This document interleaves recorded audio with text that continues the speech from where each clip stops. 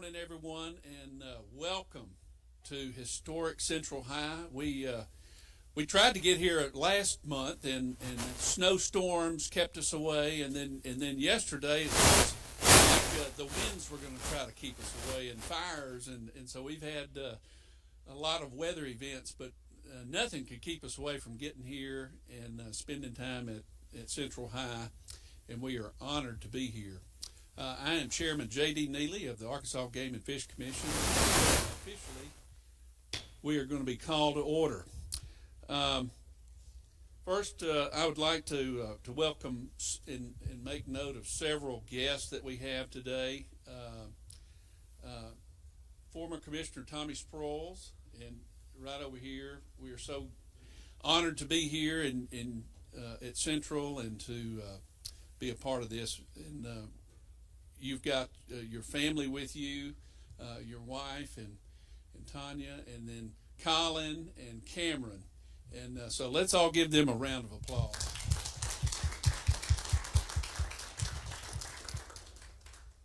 And let's see here. Have a couple of other students here that, Jibby, your daughter Anne's here. Presley, and then Deke's daughter Kate. So good to have you girls here. There's going to be I think a civics pop test after this is all over. Make sure y'all are paying good attention. All right. Well, again, we're glad to be here. Now let me ask Chaplain DeHaan Thornton come and lead us in prayer.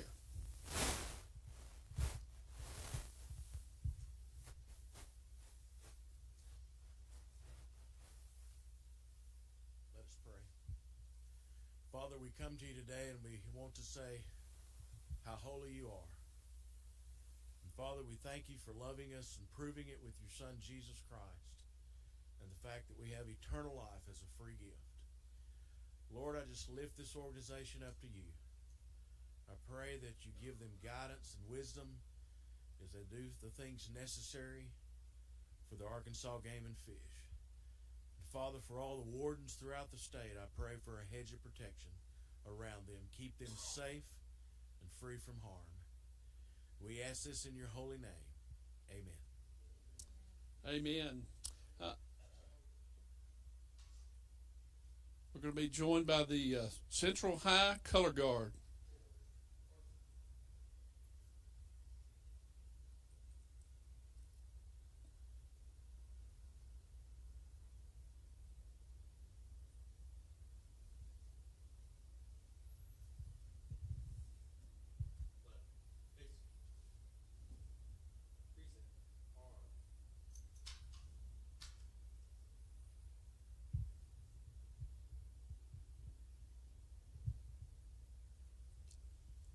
Join me in the pledge.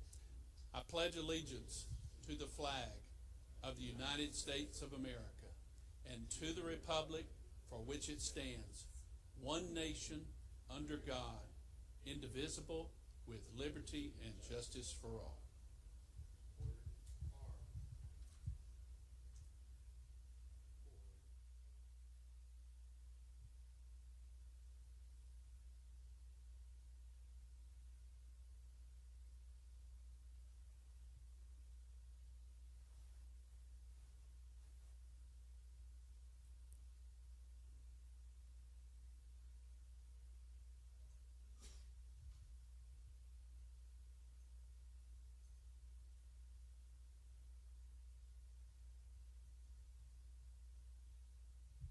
Thank you. You may be seated.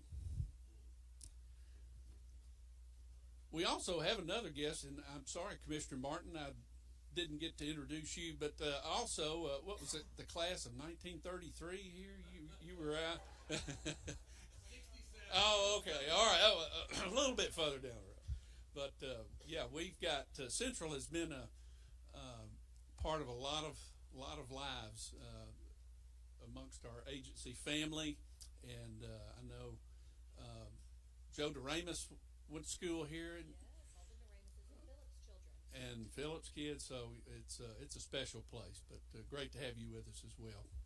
Of course, Brian Hendricks here. All right, another Central alumni. All right, well, let's get into our meeting. First, we need an approval of our agenda. Are there any additions or deletions to today's agenda as presented?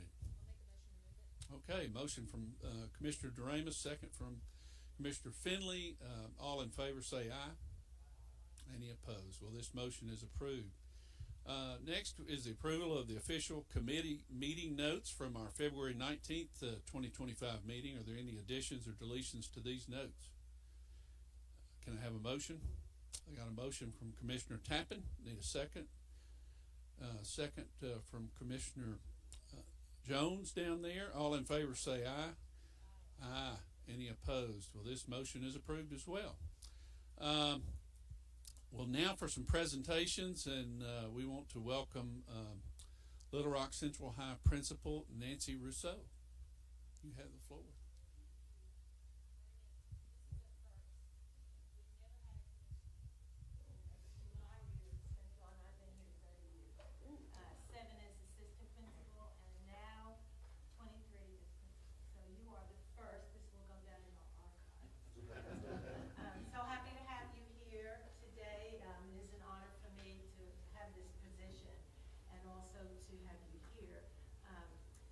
We have two great events today, yours, and then this is really important, we have the faculty-student basketball game this afternoon. My casual attire for today, we are the Tigers, so if any of you have nothing else to do this afternoon, 2:30, head to our gym for, I'm sure that the adults will win. We'll just see. Today is also real special for me because it embraces two kids, and I'm not going to go in because I know someone else is going to, but it's the first time in all my years, probably in the history of the school, where we have twins running the senior class. Would you believe? One, Colin is the student body president, and we get to do the announcements every other day all year. And then Cameron, who is the senior class president, who's very busy working on the senior prom right now. And they are twins, and they're running the whole shebang. So, and hi, Grandpa, good to see you again. Okay, Central. This is very timely. Also, anybody? Well, first of all, anybody here who has a connection to Central, either you graduated, you have a family member, raise your hand, please. Look at that. Oh my word. Okay, and some of my former students, Rachel. Some of my former students are here. So it's really good to see. It's been a while. When did you graduate, or did we not share that? 97. 97. Okay, that's when I was assistant principal. Yes. Um, I graduated in 1985, so. I did a reunion. I've done reunions for a bunch of your classes on Saturdays too. 40 years. I know. I'm not telling mine. And I didn't graduate from here. This is also great. Any of you go to the Robinson Center last night to see the documentary unveiled, which was fabulous. It was the unveiling of the statues in the Capitol for Daisy Bates and Johnny Cash. It was really, really wonderful. Central now is not Central as it was in 1957. I'm not going to give you a long history lesson, but I think it's important that you know where we are now. And this is fun for me because when I first came to Central in 1991, demographically we were black and white. Okay? Fast forward to 2025. We currently have students in our school who, in their families, speak 36 different languages. Did you even know there were that many, and there are more? And who come from 41 birth countries. So we are the United Nations, and we have 53% of our children here are actually economically disadvantaged. And at the same time, we have children, and I think we have every doctor at UMS's kids here as well. So this wonderful heterogeneous school gets along. We run a tight ship as big as we are. We have about 2,300 students. And we're just really proud of our history and our legacy of excellence. just briefly, we have a program for every single child. We get children at this school who don't speak, I mean, I've had them in my office with my little translator. We have children in our school right now who don't speak English. Last year we graduated our very first student who came here not speaking English, who graduated from Afghanistan. Looking at we're not going to go into the politics of things, but looking at the history of our world right now, we have students here from Afghanistan, from Ukraine, from Russia, from Saudi Arabia, from Palestine, from Pakistan, from all over. And of course, when all the hubbub first came, I was really worried. So I sent a message to my school family, like you have your Game and Fish family, and told parents and students, let's just remember, regardless of what's going on in our world, that we are a family. And knock on wood, we have not had a single issue that has to do with all the differences of our kids and their families. So I feel very, very blessed to be at a place that I love, that I think my kids love. Right back there, you love it, right? All right, just want to make sure to share that with you today. I have some little memorabilia here that Mary Beth is going to distribute later. That every year, this is fun. Every year I call it a brag bookmark, because literacy is huge, obviously, and it has a lot of data on it that kind of brags about our school. So, welcome to you. So happy that you're here. Again, you're going to go in the archives as the only commission that's ever had a meeting in our school. So, welcome. Thank you.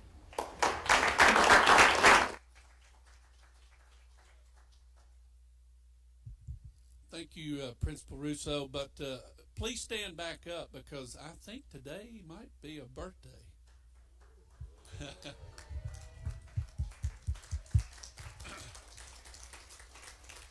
So we're glad we could celebrate your birthday here. All right. All right. Happy birthday to you. Happy birthday to you. Happy birthday, dearest Russo. Happy birthday to you. Yeah.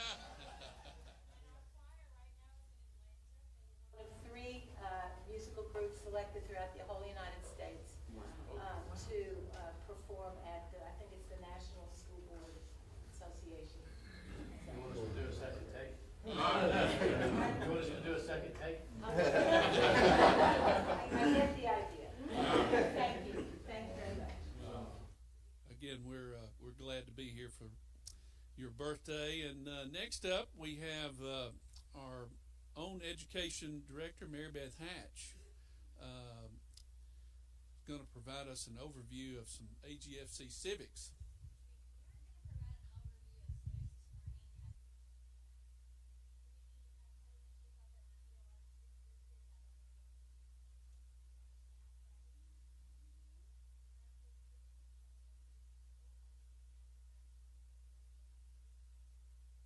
Feels very wonderful. I feel like I'm at home in a school building. Ms. Russo, thank you so much for having us. But I actually want to challenge our staff and our commissioners. When you get a call or you get a request to speak to a group of students, whether they're kindergartners, 10th graders, or students that are in college, I hope you accept that opportunity. Your words and your experiences that you have can truly make a profound impact on those students that are sitting in those classrooms.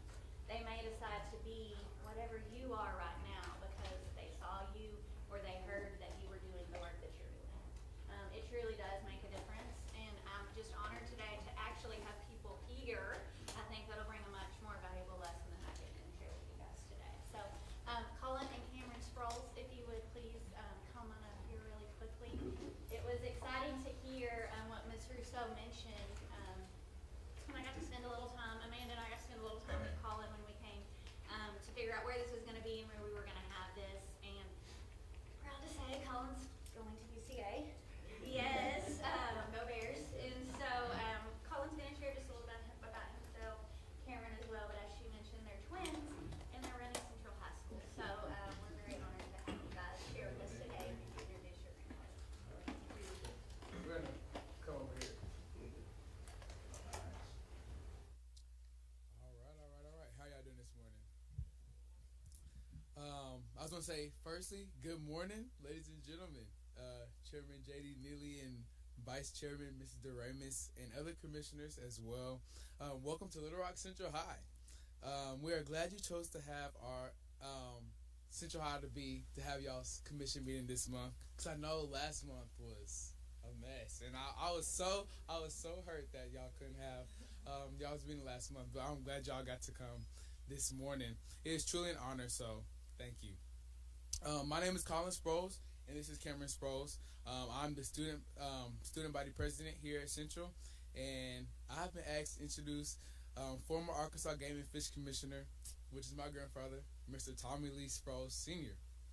So before I get into the introduction, I would just like to say, like, as a young man myself, I enjoy all different types of sports, and so Vice Chairman Mrs. Doremus, I just really hope you continue to support our fishing and shooting sports. So yeah, thank you for that. So to get started, in 1983, 42 years ago, the then Governor Bill Clinton went against all odds and made a historic appointment. He decided to appoint the first African American to our prestigious Arkansas Game and Fish Commission, and this appointment was truly an honor for our family and our state. So even though I was not born at the time, I have no doubt that my grandfather served his 7 years with dignity, honor, and respect. This appointment turned out to be the first African American appointed to wildlife in the country. And we want to thank Bill Clinton for appointing our grandfather. So yes.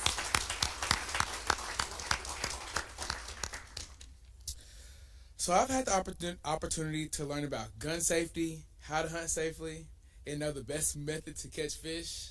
We're going to take the boat out soon since it's getting warmer outside, so I'm so excited about that.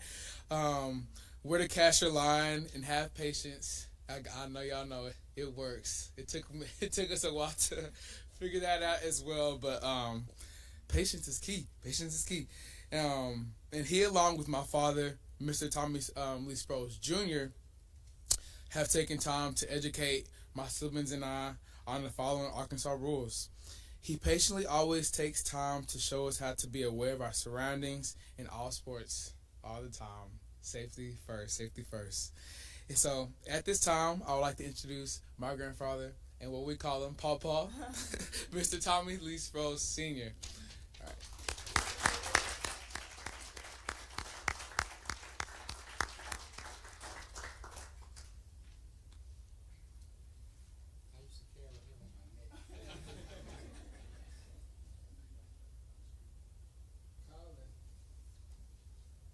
Colin was the one that used to come by my bed in the morning and say, "Papa, it's 4:30. Let's go." And we'd go up to Lake Conway and brimfish, and sometimes set out yo-yos and stuff like that. I don't have much to say because the students are not here. I was prepared to talk to the students about getting careers in biology and science so they could maybe at one day go to work for the Game and Fish Commission, because the commission does more than just write tickets for violators. It's also charged with saving our resources for the future for kids and everybody else, you know. But before I say that, I want you to introduce to you my wife. She's been with me for 59 years, married. And I don't know how she did it, because every weekend I was up fishing, or you know about it, Steve. And if it was a deer season, I was bow hunting or muzzleload hunting. And good thing they didn't have a brick throwing season. we had to throw in bricks. Yeah, well, but anyway, she stood with me and didn't divorce me while I was out fishing and hunting. And my daughter there, she is a graduate from Central. She's a counselor in the Little Rock School District. She's getting ready to retire. That shows how old I am. And my son, who's not here, and my other grandson who went to Central, he was also student body president, Chase. He graduated from Howard this past year, and he's trying to get in dental school, so I hope he does. Boy, that was an expense. But I wanted to tell the kids here at Central to focus on science, because the Game and Fish Commission really is really a science-based agency when you look at it, because the recommendations that they make are scientific. I was talking to Commissioner Martin one time about Green Tree Reservoirs. I think that's his baby. But that's also a science when you look at water, when to put water on trees and when to take it off, you know. So the kids here needs to know that everything that the commission does is mostly science-based. You know, you have a bureaucracy. You can't take politics totally out of a bureaucracy, but what you can do, you can base your decisions that's going to impact our future environments and our resources on science. And I see a lot of scientists sitting out here in the audience. Maurice, I see you back there. But I want to tell the kids something about that, but maybe I'll catch them on another day. Thank you all for letting me be here, and I want to thank you, Ms. Russo. I won't bug you no more about having a commission meeting here, because this is one of the things that's been on my bucket list for a long time. Having a commission come to this area to talk to our kids, let them see how this civic lessons really works, you know, how we do public things. And I think that's very important. Unfortunately, there are not a lot of students in here I don't see before. But thank you, JD. I mean, it means the world to me, and Anne Marie. I've gotten to be friends with most of the commissioners, the new guys down there. Chris, I was in that seat 42 years ago. So now you know how old I am. But anyway, thank you for coming, and I really appreciate it.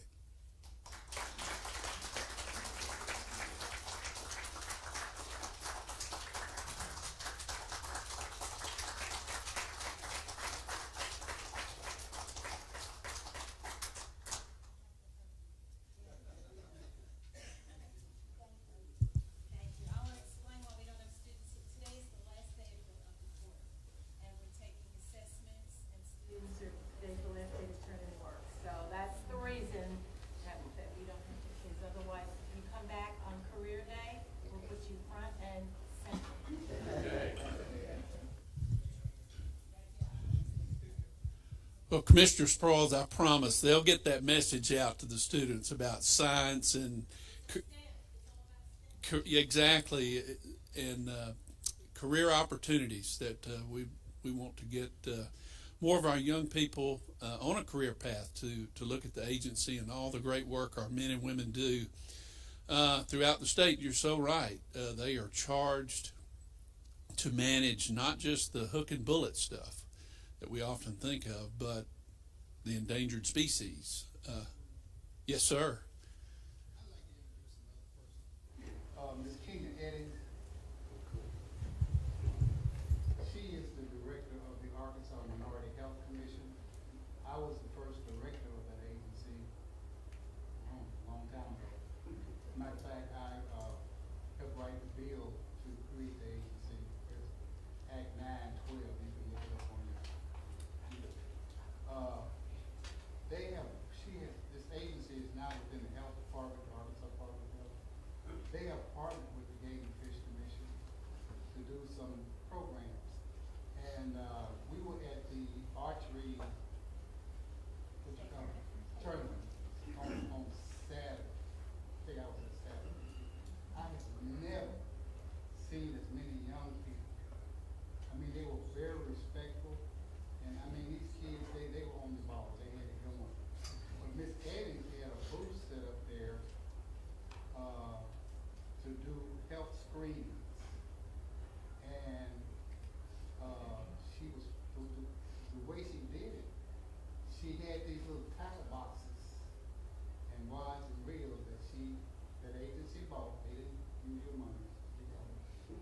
pass them out to the people and get them in to do health screenings.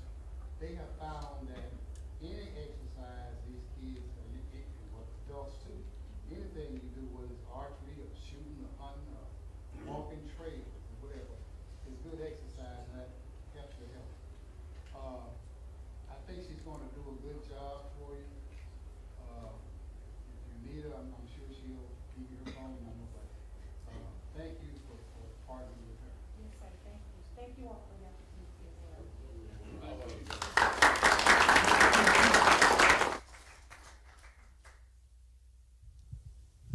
All right. Well, of course, we just had the wildfires yesterday all around town, and next Emily Roberts is going to present us prescribed fire update.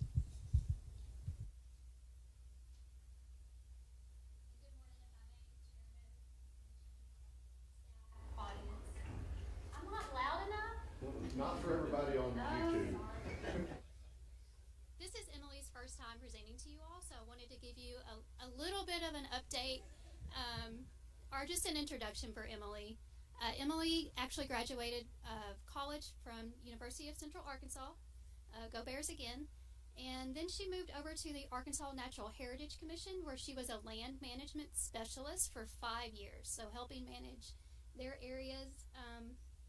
I don't know how many are they up to. It's 79 plus natural areas, a lot of which are also wildlife management areas. So she's bringing a lot of experience here to us and managing our prescribed fire program now for almost a year. So we're excited to have Emily.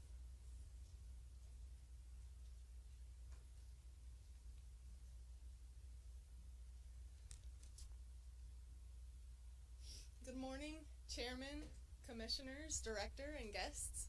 I'm happy to be here. As Allison said, I started in April, and I've been really excited to get to know my coworkers and get to see the WMAs. And my favorite days so far have been spent out in the field lighting something on fire or getting to see something new. So here's a brief history of the fire program. In the 1980s, there was some sporadic burning happening across the state, but there was really no agency-wide organization or training protocol. So then in 1998, there was the first ever prescribed fire as a management tool workshop out at Camp Robinson. That's a week-long training. And we sent some folks to that and came out of that with roughly a 9-person fire crew.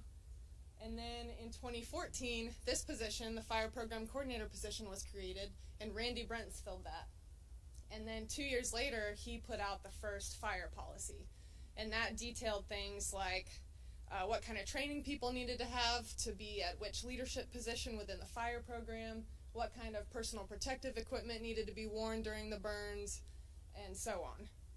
And then he vacated the position in late 2023, and I took it in April of 2024. And currently we have 106 staff who are involved in the fire program. And we recently have an updated fire program policy too that I'll go over. And here I want to give a shout out to Randy Brents, because I know he's the only one who's ever had this position before me, and he's really busy in his new role, but he always makes time for my burning questions. So our updated fire program policy has a few minor updates to our training and PPE standards, but the biggest change is we now require staff to complete a task book. So that's just a booklet of tasks that have to be completed on a burn under the guidance of someone else more experienced in order to show that they can complete those things safely and efficiently. So some examples of that: if someone wants to be a leader on a burn, they need to show that they can give a good briefing before the burn begins. They can plan ahead for smoke management. Those are just a few of those tasks. And then once they complete their task book, that gets signed off on, and they can be considered to move into that leadership role. So there's a lot of expertise and planning that goes into pulling off a prescribed fire. That starts at the region level and the WMA level in figuring out which units need to be burned for the year, how frequently they need to be burned, what seasonality they need to be burned during. And so it starts with a big overview map like this, and then priorities are assigned: which units are highest priority, which ones could we shove if we don't get enough weather windows. And then we start focusing down, we create a burn plan, and that includes things like which weather parameters exactly are we looking for, what humidity, what wind direction for these units do we need, how many staff do we need on site, what equipment do we need, and then it's time to prep the units themselves. So we have to install fire lines, or if they already exist, we have to maintain them. That can be disking, blowing a line through the leaf litter, mowing, and then prepping standing dead trees on the unit takes a lot of time as well. And then once all of that advanced planning is done, it's really just waiting for the right weather window. So it's a good thing most people in the fire program are also weather nerds, because it's a lot of constantly monitoring the weather every single day to see, are you going to get the right window for the unit that you're trying to burn? So sometimes it can seem like we're just waking up and we're going to go burn something, but it's because all of this advanced planning has been done ahead of time. Our staff has had several opportunities this last fiscal year to take fire-related trainings, and one of those pictured here was a in-house pump training led by Noah Wyatt and Clint Johnson. And we had staff from all over the state come to Central Arkansas and review how to draft water from and spray water from our truck-mounted pumps and our UTV-mounted pumps. And so that's important because different regions across the state have slightly different equipment, and when we burn with each other, we need to know what we're working with and how to use each other's equipment. And then on the top right is a photo from an ignition drone training that 3 of us got to take in Nebraska. That training was put on by the manufacturer of the ignition component of the fire drone. And so the engineers were on site. They could help us troubleshoot anything that went wrong with the aircraft, and we practiced a bunch of different scenarios, and it was a great experience. And then in the bottom right is a photo from the Arkansas River Valley Wildland Fire Academy that's held in Russellville at Arkansas Tech each year. We sent 17 staff members to that, and they took classes alongside people with the Forest Service, the Nature Conservancy, Arkansas Forestry Division. So in addition to getting the coursework done, it was a great time for them to network with people in other agencies who were doing fire too. And then not pictured was the annual, that Camp Robinson training I mentioned earlier. That's a week long. We sent 7 students to that, and we had 2 people serve as cadre. So that was Noah Wyatt and Steve Burgess. And that training could not function without staff from agencies going and leading the burns and leading the presentations. So big shout out to those 2 for attending and helping with that. We have an ongoing grant with the Nature Conservancy to increase our fire capacity across the state. So the Nature Conservancy has been burning in the state for decades, and they have experience burning in all different habitat types across Arkansas. Extremely knowledgeable, and we learn a lot from them every time we burn alongside them. But they are able to contribute equipment, they can contribute people, and that can be just to fill up a crew that we're already assembling, or they can run their own separate crew at the same time so we can maximize a weather window. And they can help with fire line prep as well, since that takes so long. And so this has been a great contract for us to have, and we're hoping to continue it into the future. So when we talk about increasing our fire capacity, I think it's good to have a reminder of the fact that our habitats are very fire adapted and need a high frequency of fire. So this is a computer model that was created by some folks in 2012, and it uses climate data and some limited tree ring data to show the average historical fire frequency across the country. So no computer model is perfect, but this is good at showing the general trend, which in Arkansas would have been a fire return interval of about 2 to 6 years. And so for our open grassland habitats, that would have been closer to the more frequent fire, the 2-year time frame, and our woodlands and forests would be closer to that longer return interval of about 6 years. And you know, this doesn't reflect our wetlands and our bottomlands, but it's, again, good for a general trend. But we don't just need to look at computer models to figure that stuff out. We can look on the ground and see what we have. So this is from Harold E. Alexander, where thinning and burning has reinvigorated the understory. And where before it was largely just leaf litter, not a lot growing in the understory, closed canopy. Now there's all these wildflowers and forbs, and none of that was planted. That's just the response of the seed bank after these activities. So that suggests to us as well that these habitats used to be more open, receive more sunlight, and fire was key in contributing to that. So this graph shows our acres burned per month for the last 5 fiscal years. And this current year is shown in orange. It's not complete yet, but really what I wanted to show here is just the general shape of this graph. So you can see we have two main peaks here. Those are our two burn seasons. So we usually have a good weather window in the spring dormant season that we're in now, and then again in the summer, which is our growing season. And so one of the goals of the fire program going forward is to increase the number of acres we're getting in the growing season. And one reason why is the historic seasonality of fire in Arkansas for the lightning fire season. So this graph is from a 1992 paper, and it shows that historic fires by month for Arkansas because of lightning, and they would peak between July and September. And so that is a major historic time frame for burning in the state, and we'd like to try to get more fire on the ground during that time. And there's ecological reasons for that too that I'll go over next. But you can see, if you can see the orange line here, last summer we started early and we were hitting the ground running, getting our growing season fires done. I think we were on trajectory to exceed what we've gotten before in the growing season, but then we had that month-long drought, and that kind of shut our season down early. And then we had hunting season, and people spent time with their families over the holidays, and then we had a lot of rain in January and February, so we just never truly know what our burn season is going to be like as far as how many weather windows we're going to be given. But we're doing the best with what we got. So growing season fires, they behave a lot differently than dormant season fires. The plants are actively growing, there's more moisture, and so these fires produce more smoke, they move more slowly, and they're a little less intense. And so since plants are actively growing during this time, it allows us the ability to target certain plants that maybe we are trying to control. So for example, if there's a grassland that has a bunch of sweet gum and elm sprouts that we're trying to control, we can time our fire for the growing season when those plants' resources are above ground, and then the fire will have more of an impact on those plants than it would in the dormant season. Another example is if you're battling with an herbaceous invasive like Sericea lespedeza, you can time your growing season fire for when it's flowering in August and prevent those plants from putting down seed that year. And so that's not going to be enough to control the whole population, just one fire, but in conjunction with chemical or repeated growing season fires, it can make a huge impact. So there are some logistical concerns to burning in the growing season. You know, it's super hot and humid during our summers here, and so we really have to watch out for each other when we're out burning during these summertime temperatures.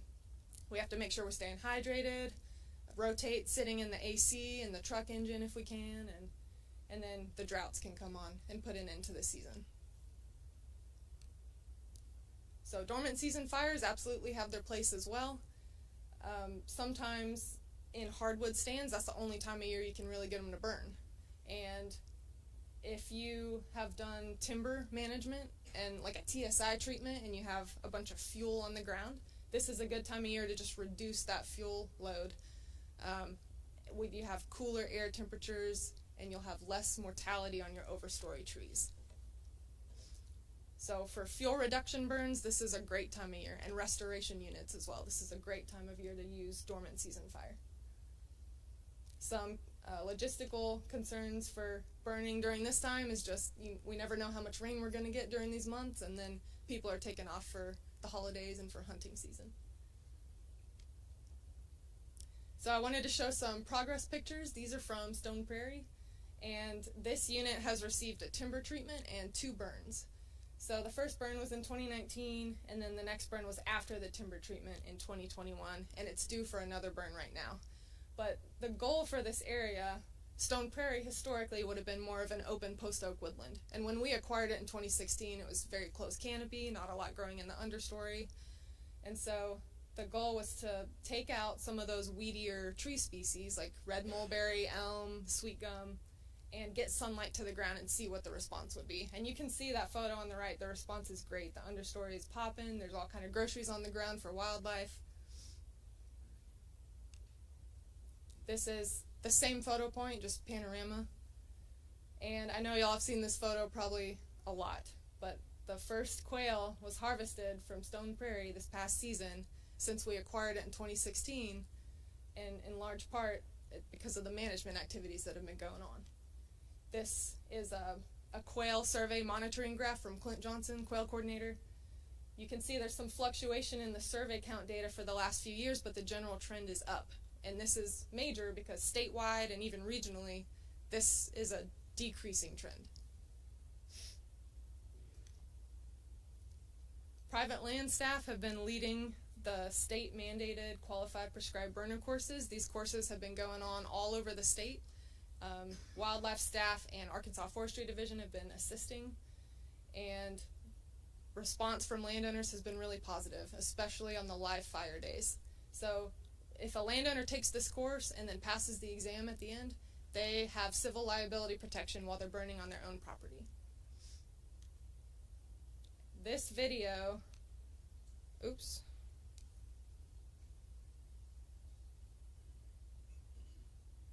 Is it gonna work?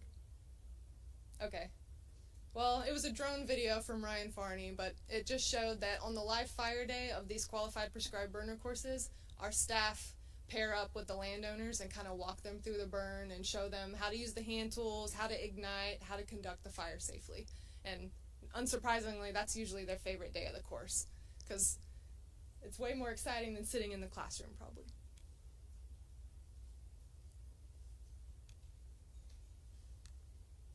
Emily, you had Stone Prairie up there, and I went back to look at my photos to get the exact date, but 2019 I went out with Clint Johnson and crew and assisted with a controlled burn for the purpose of quail habitat and restoring habitat for a lot of wildlife. And the next time I went out there, I heard a Bob White. Nice. And that was so cool. So Excellent. Prescribed Fire is a wonderful tool.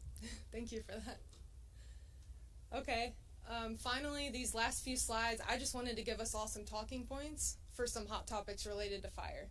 So these are things that we all might get asked from friends, family, the public.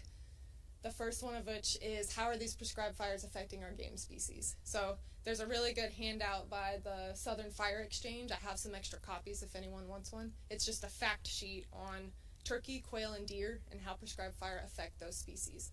But I put together some bullet points just to review real quick. So for our agency, our average burn unit size is 200 acres. So we're not typically burning thousands of acres at a time. That gives wildlife the opportunity to escape or remain in an adjacent unit.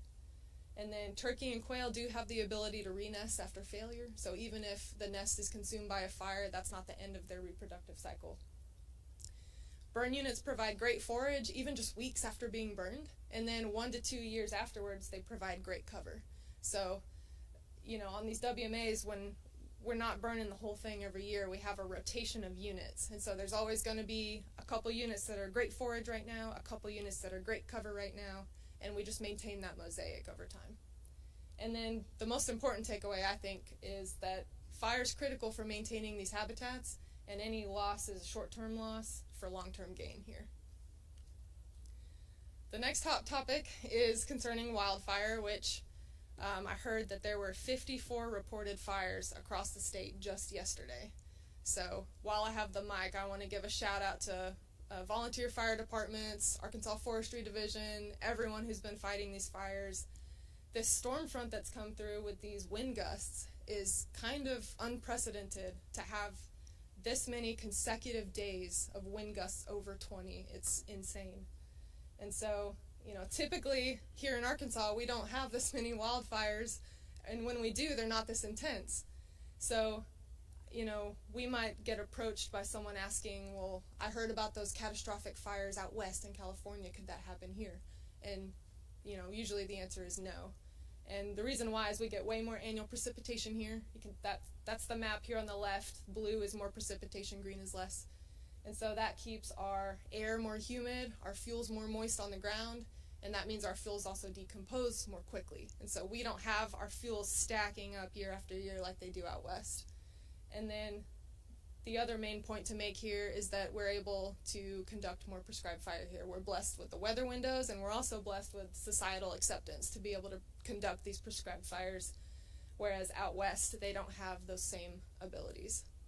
So when we do get the wildfires, you know, unless we're having gusts of 50 miles per hour, our wildfires are usually way less intense. And then I want to give a shout out to everyone in the fire program. I was only able to highlight a few WMAs and a few people, but everyone in the fire program is doing great work. And I'm really honored to be a part of the fire program. And I'm excited to see what we'll do going forward.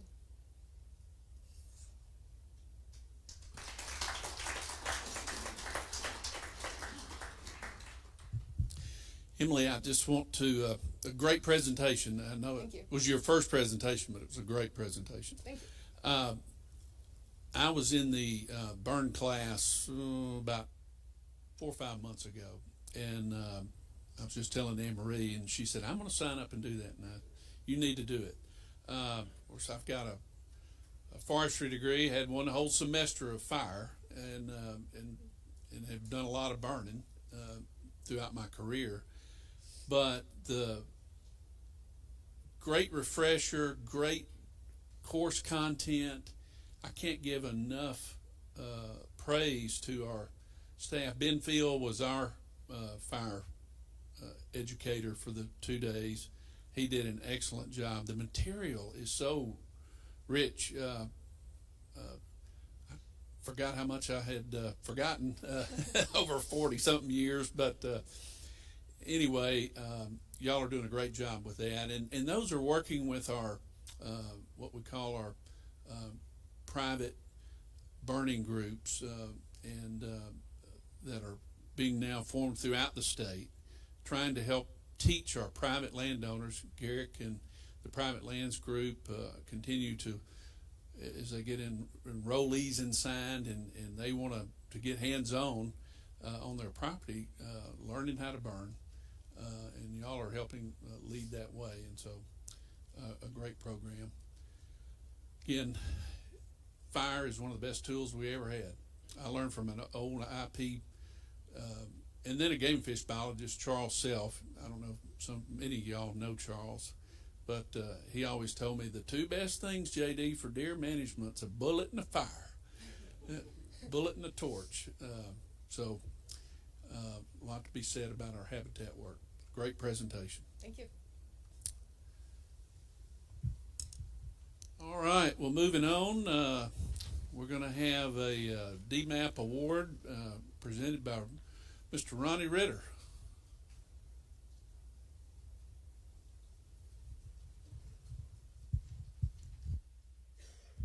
Thanks, JD, and I'm honored to be here. I'm a little taller here. Yeah, can you hear me now?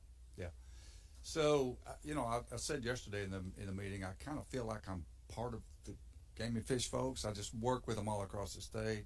You know, I've worked with them on the ground, and is in the presentation yesterday. For those of you all that don't know about Hunters Feeding Hungry, maybe some of the folks from Central High, Hunters Feeding Hungry has been around for about 25 years. We started out doing the burger. As people donate deer, we give them to food pantries, homeless shelters, things like that. So about 6 years ago, we started making these snack sticks. And there was some back there on the table, and there's still, I'll hold one of them up, Emily, yeah.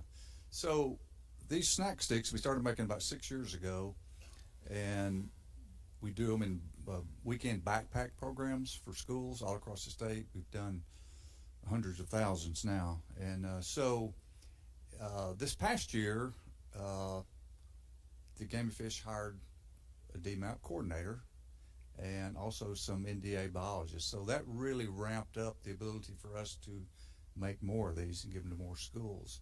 So last year, we did about 100,000 extra packages of these shelf-stable deer snack sticks. So without your insight, I was asking somebody earlier, I don't know who had the foreknowledge and insight to create this position. I don't know who. I asked JD, and he said it was a multitude of people. So whoever it was, I want to thank them, because I worked for International Paper for years ago, and I was involved in deer management, writing deer management plans. I worked with Charles Self for many years as well, so I know Charles well. So I knew that there was an opportunity out there to get a lot more deer donated for these snack stick programs, but we didn't have the ability to do it because there weren't enough people on the ground to do it. But this past year, with the DMAP manager's position and the NDA biologist, it just ramped us up. We did 100,000 extra packages. So I want to present this award to Jeremy Brown, the DMAP coordinator. Jeremy, come on up. So, yeah, they're coming.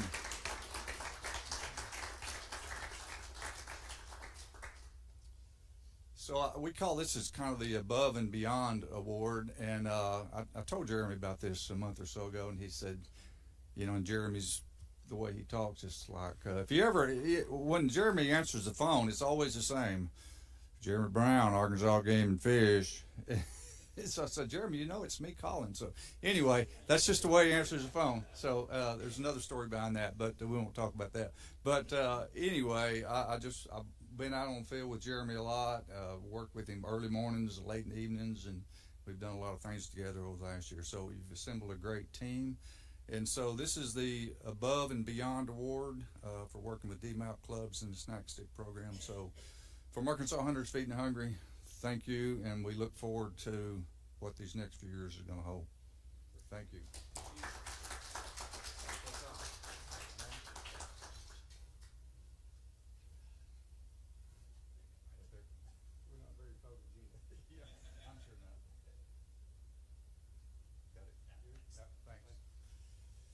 Thank y'all.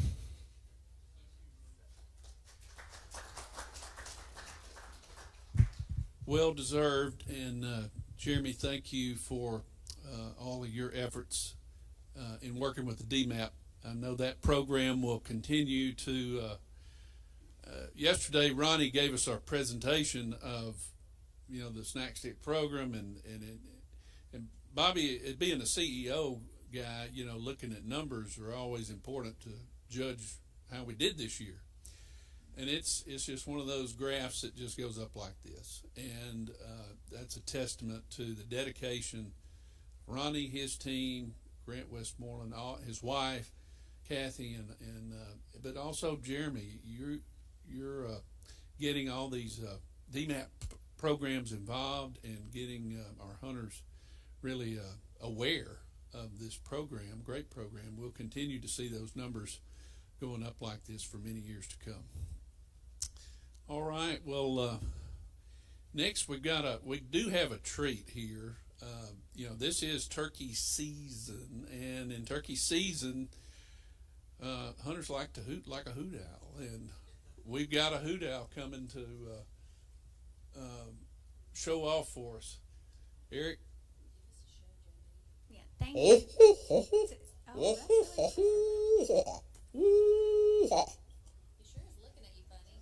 Awesome.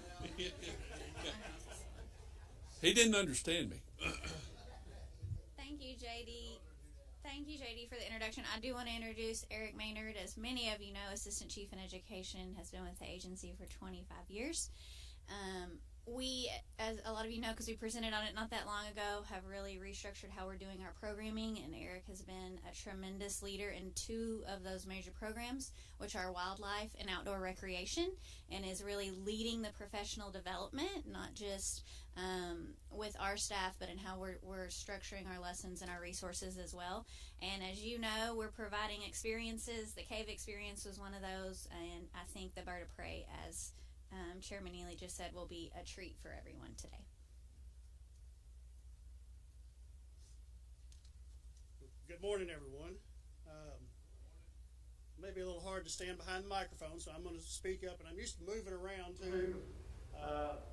Doing presentations, even Al likes to move around some. So I came today to kind of give you a little teaser, some information on one of our education programs, one of our more popular education programs.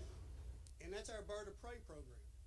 And some people may ask at times, like, why birds of prey? If you're game and fish, and they tend to think of hooks and bullets kind of stuff. Well, you can't hunt hawks and owls. No matter what you hear, they probably don't taste like chicken. So, but I really like to talk about the birds of prey. One, because people think they know a lot about them. They see videos about them. They see them on TV. They don't always have a lot of opportunity to see them up close in person and really get to learn about the ones we have here in Arkansas. Also, I really like talking about birds of prey with game and fish because this is a great example. These birds are a great example of what we do. You know, we've talked some today about the science with game and fish and how it's science-based. So we didn't really have a history civics lesson, but I'm going to talk about that just a little bit. If you know much about the way Game and Fish started, first off, it was put together, and it was a bunch of people who were not biologists. You know, they had a job to do, and there was the commission and there was enforcement officers, but none of those people were biologists. So they based their decisions on what they knew, and in a lot of cases, they didn't know very much, or they didn't know the science. So going back through some of our Game and Fish magazines, there's some great history there. If you look at back in the 1930s, we, the general public, thought that to have more quail and squirrels and rabbits and those kind of things that we like to hunt, we should get rid of their predators. Okay? It even said on the back of the 1931-32 license, I wrote it down so I wouldn't try to go off my memory here. It says, on the back it had a request to kill predaceous species of hawks and owls. And there are pictures in some of our old magazines. In 1931, a farmer up in Carroll County, and it just says in a short period of time, bagged 43 hawks and 4 owls. Have them all spread out. They take pictures of them out on the, hook them to the barbed wire fences. Thought they were doing right by the environment. In the 50s and into the 60s, we started learning about DDT. And we know in 62, Rachel Carson wrote Silent Spring, and by the 70s they had learned enough through science to outlaw DDT because it built up through the food chain and was affecting bird of prey hatches. The eggshells would get thin, the birds would sit on the nest and break the eggs. So we were losing falcons, we were losing hawks, we were losing owls, eagles, and through that science, they learned what was happening and they banned that in 72. In a 1980 article in the Game and Fish magazine, there was a quote saying, "The barn owl is undoubtedly one of the most beneficial birds in the South." Now, think about it. We just went from we should kill them all to it's the most beneficial bird in the South. And then about a decade later, there was another article, and it says, by virtue of their position at the top of the food chain, raptors often reflect the general well-being of their environment. A healthy raptor population usually indicates a productive environment for wildlife in general. So, look at how far we've come. That's why we need kids to get into science, to understand. And even if they're not going into science, the general public needs to understand what we're doing is based on science. So it helps when we go out and talk to the school kids. We start at preschool level. If they call us and say, "Hey, would you come talk to a bunch of 4-year-olds about animals?" Sure we will. We'll go. And sometimes we take live animals. Sometimes we take skins and skulls. It's a little hard to carry bears and bobcats and stuff around. But they get to touch it. They get to learn about it firsthand. One of the few days I'm not wearing a Game and Fish logo shirt. I'm usually standing up there, all our people standing up there, so those people know, hey, that person in that logo shirt or driving that truck by may not be a game warden, and they're out there helping protect the wildlife and the habitat.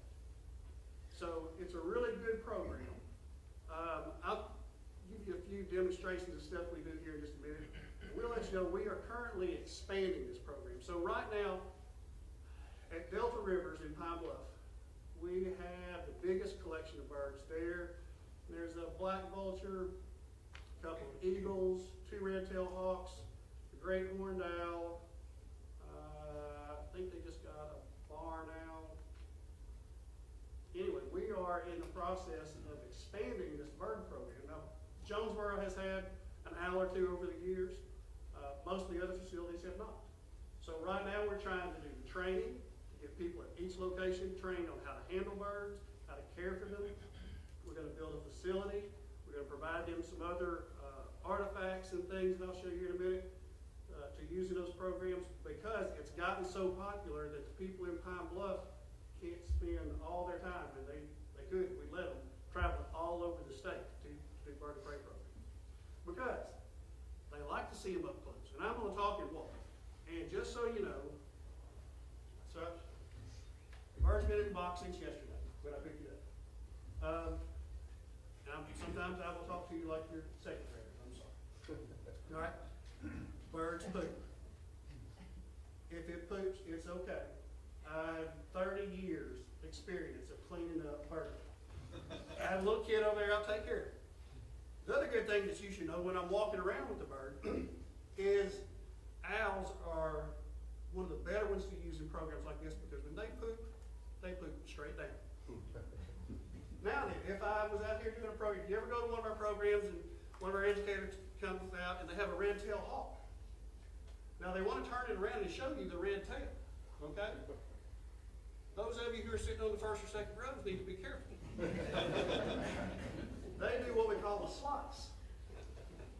If you ever turn them around and show them the red tail, and the red-tailed hawk doesn't want to show you, it kind of lifts its tail up, you need to be moving. Either you need to move or you need to move the bird. But, Hey, Eric, can I stop you right there? yes, sir. We do have a question, and it's just a long debate about buzzards. While we're, Bobby just walked in. Bobby is West Coast. Hey, Bobby. He couldn't take it. He doesn't want to hear about buzzards.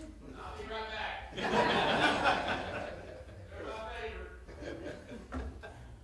That is something that we talk about, because that is one of those things that has stuck around for a long time. So if you see these big black birds circling around overhead, they are not buzzards, okay?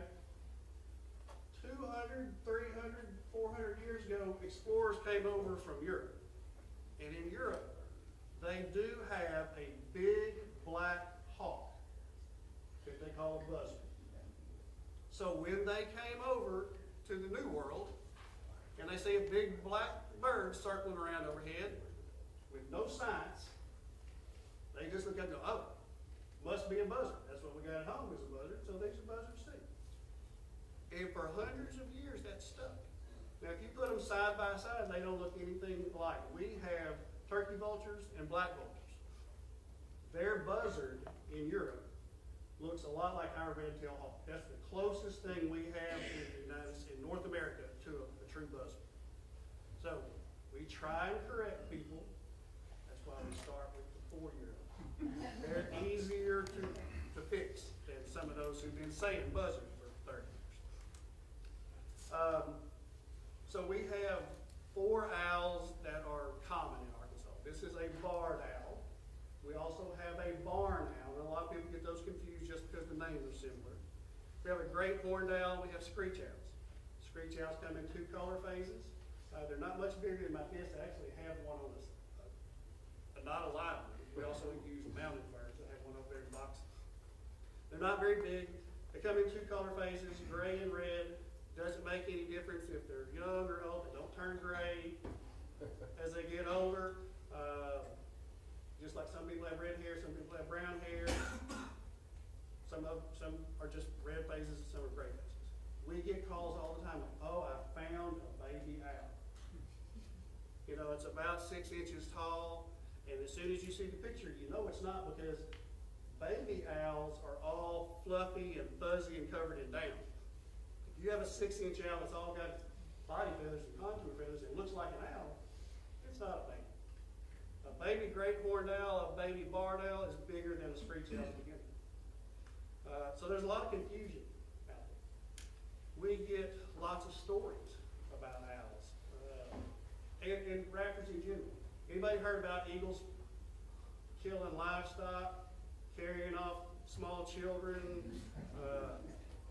Hear all those kinds of stories. And some of those things just aren't possible. How much do you think it weighs?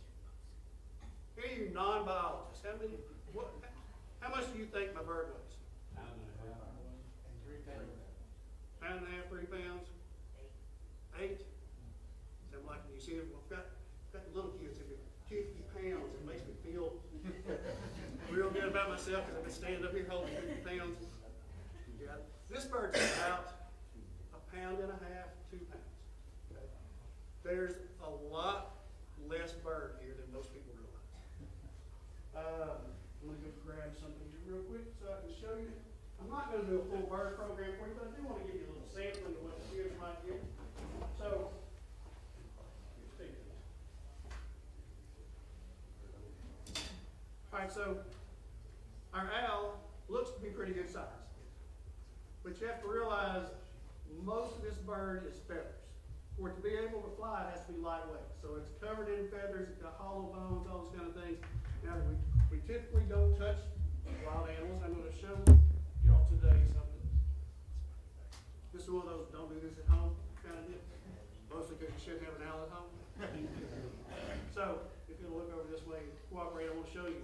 Take my finger, and we'll stick it down here until I touch owl. That deep. So it looks pretty good size. This is the skull from a barred owl. You see how big its head is, or what it looks like, compared to its skull. And then you notice these big eye sockets. Now on here we don't have the bones that go around the outside of the eye. They have what's called a turret. Their eyes are so big they need extra support. Their eyes are so big that if your eyes were in the same ratio as the owl's eyes to its skull, you'd have 2 eyes about the size of small grapefruits. So, first off, you look like this. Okay? This is you with 2 grapefruit-sized eyes. How many of you have ever heard the term wise old owls? Okay? If you have 2 grapefruit-sized eyes in your head, how much room is left for brains?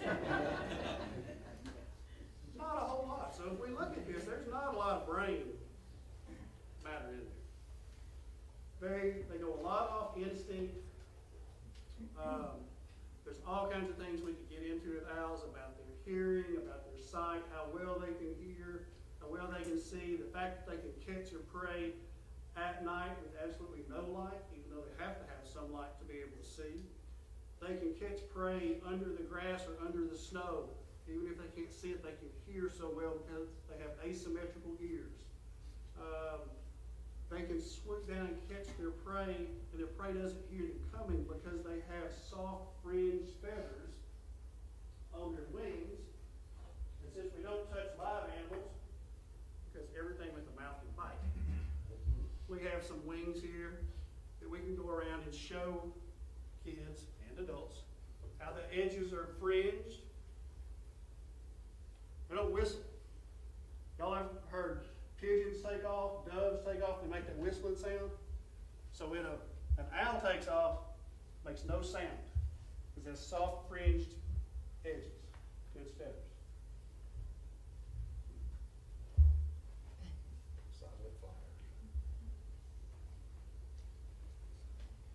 They're excellent hunters. I don't have the numbers memorized right off the top of my head, but we've done studies and done math. So we go to classes. Everybody thinks, oh, you should go to science class. Actually, we go to math classes. We go to art classes, all kinds of things. So if you like doing math problems, you can figure out an owl, a barn owl eats 3 or 4 mice each night. If you have a family of barn owls, and they raise 2 clutches, and they are all catching mice each night they have to feed them. So how many mice does that equate to over a year's time? And then many years ago, I did the math, and I don't remember, how much rice or soybeans a mouse eats each day. So when you talk about a family of barn owls eating 2,000 or so mice a piece, and then you got a family over the year, and then that equates to how much rice or soybeans and stuff they're eating. They're helping the farmers leaving them alone. A big shift from when we used to say, hey, go out there and kill all the owls and off you get. So, just a little sample to let y'all know, if I was coming to do a program from Delta Rivers, and we're in the process of getting some of these materials for all the facilities, we've got examples of mounted owls so you can see them in person, you can see them life-size, you can see a great horned owl next to a screech owl and see, yeah, they do look alike. One's 6 times bigger than the other one. But the little feather tufts that stick up on great horned owls, even though we call them eared owls, those feather tufts don't have anything to do with their ears, and all owls have ears. And if you go look in the bird books, there's no hoot owls listed. Lots of owls hoot, but not all owls hoot. So, we do some demonstrations.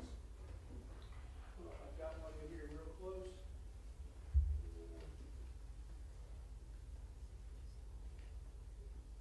All right, let's see. Where is my...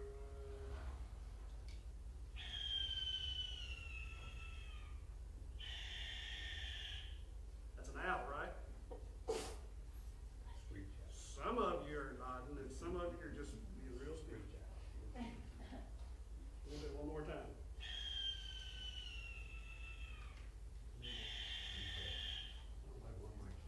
Barn owl. It's a barn owl. And barn owls are really pretty. I mean, they're soft colored, they got a gold hue to them. I mean, really pretty. And then they make this weird sound. If you ever run into some baby barn owls and they're screaming and screeching at you, that's one of the scariest things you'll ever run across. They are ugly, they are scary looking, and they make that screaming sound. How about this one? Screech.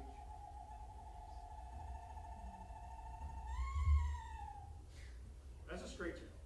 Some people think it sounds a little bit like a horse. Looking at them, you wouldn't think they're very scary. Are they pose any danger to you? Because this is the full-grown one. You know, that's not scary. But, imagine this. Early in the morning, sun's not up yet. First day of deer season, you crawl up in your deer stand, and you beat that.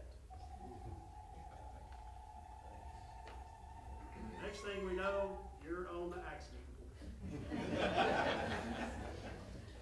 Good question. Maybe everybody else in there relates to this. My cousin Denny. Looks like a screech owl, but didn't sound like that. You know what I'm talking about? The scene at the cabin where it goes off at night, and he takes a gun out. I was still trying to figure out, are we talking about the movie or what? With a screech owl, or with it sounded more like a barn owl, it's like scream. Well, and I don't remember exactly. 2 things to remember. They do make different calls. Lots of animals, you hear the call that you hear most often, but they'll also make other sounds. Okay. Also, and this is something we talk about in the classes a lot of times, is what you see or hear on TV and the movies might not be correct. They've gotten better in the last few years, but they love to show a bald eagle flying over, and then you hear it scream. That scream is a red-tailed hawk most of the time. Eagles kind of make this cat sound, but it's not near as cool on TV. So there's some variations. You know, things make different sounds depending on the season, depending on the situation, and if you see it on TV, it's kind of like being on the internet. Doesn't mean it's quite right. Any questions I can answer about our bird of prey programs, the way we're going, anything about our animals? How long have you had that owl? Do you have a name? Just out of curiosity? It does have a name. Its name is Gonzo.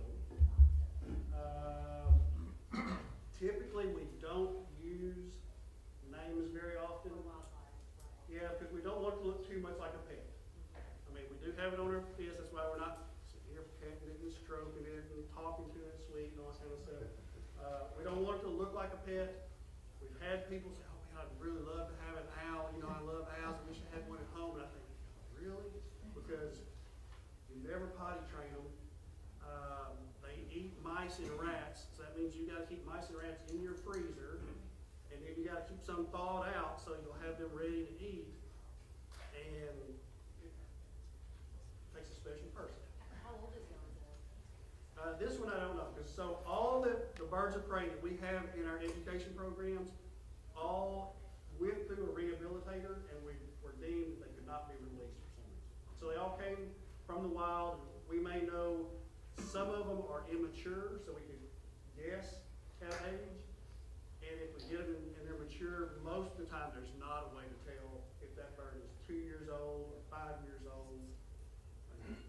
How long will they live? Barred owls in the 12 to 15 year range. Surely you've got a great story of it biting you or flying over your wrist or through the audience. I have a few stories, yes. I did have a red-tailed hawk decide to just up and leave in a program one time. I was outside too. It was on a perch and the jesses on its leg had rotted. It had a weak spot and it jumped, what we call baiting, and when it baited, it just kept going. And luckily, it only went a couple, 300 yards, and it got tired, landed on the ground, and I could get up close to it and catch it. The other two things that come to mind, I've been, when they get you with their talons, strong feet, sharp talons, don't touch my feet.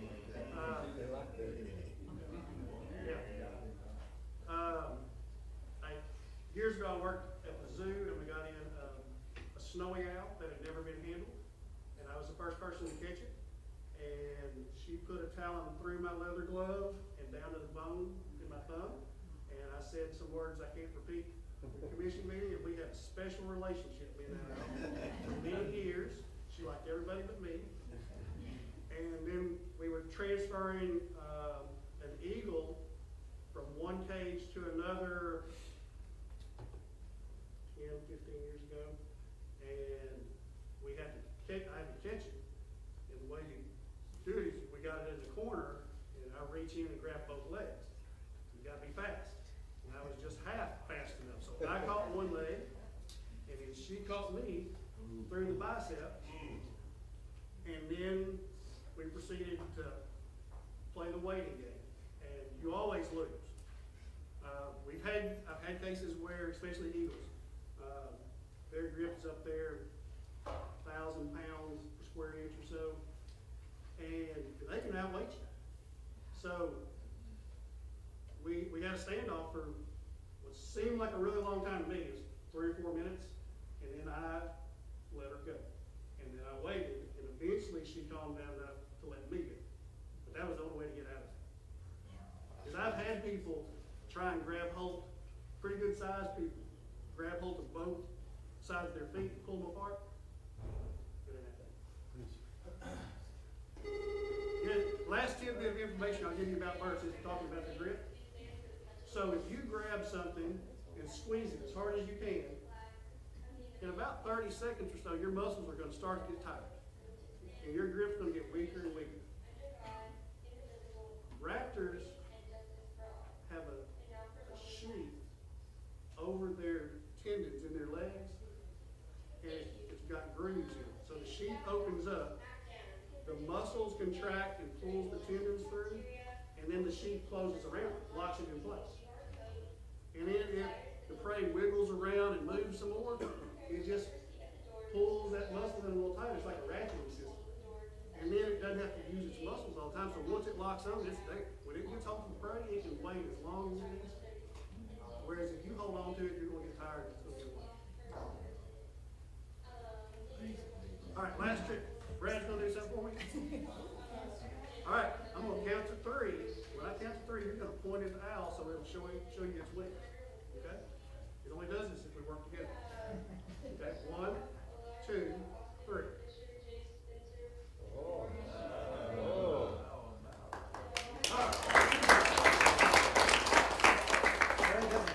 Impressive, Brad. Well, now, I mean, what a great program about the owl, but also what a great demonstration here of what our education department does when they go into schools and inspire our kids, grandkids. Great work, Eric.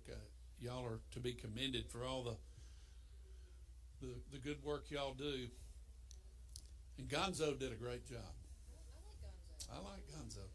All right. Well, next up, Interim Director Chris Racy, give us your report.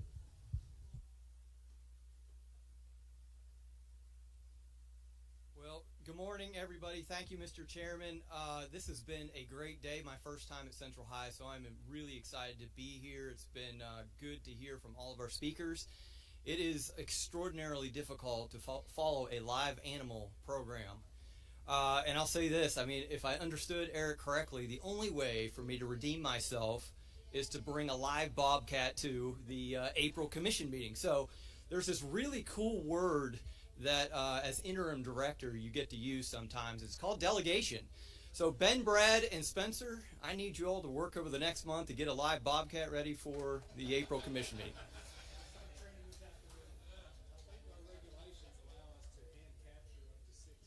Yes, Brad said we could have up to 6 by hand capture, so thank you.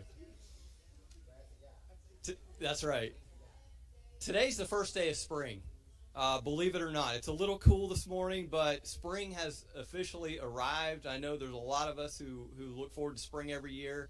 It's pretty incredible to think about the great opportunities that come around every spring. And I'm going to talk a little bit about a few of those, and then we're going to do a special recognition and a call of another one of our staff members that's done so well for us and for the agency. So I'll start with the Archery in the Schools program, just to highlight that a couple of weeks ago we had March 7th and 8th at Hot Springs. We had over 2,000 kids from 95 schools participate in the Archery in the Schools program. You heard Ronnie Ritter a little while ago up here talking about their role. They collected over 8,000 pounds of food, which is awesome. Proud that Ms. Eddings, that you were there as well. We look forward to partnering with you and your group as well in the future. But just a great event, and looking forward to that. This weekend, we actually have the 3D archery tournament, and we're going to have 560 youth archers in Pangbird participating in that event. So that's going to be another great archery event related to our kids, and it's a pretty exciting opportunity. It's also fishing season.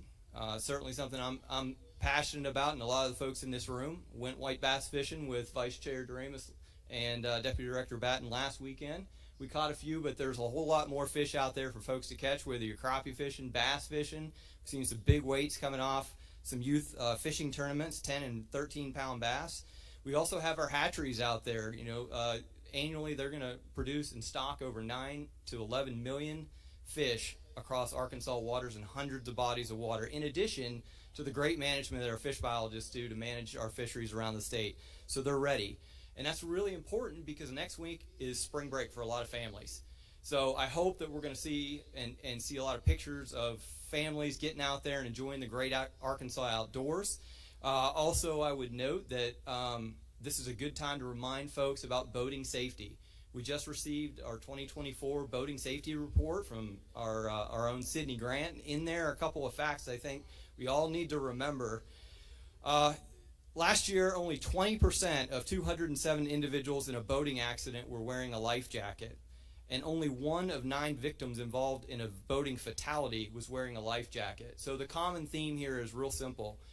Folks, please wear a life jacket when you're out boating. Water temperatures are still cold, and it's always important for folks to be having life jackets on when you're out there boating. So think about that as folks are getting out and starting to enjoy the fishing and boating season as well. I want to highlight the youth turkey season. By the time we have our commission meeting next month, we will have gone through our 2-day April 12th and 13th youth turkey season.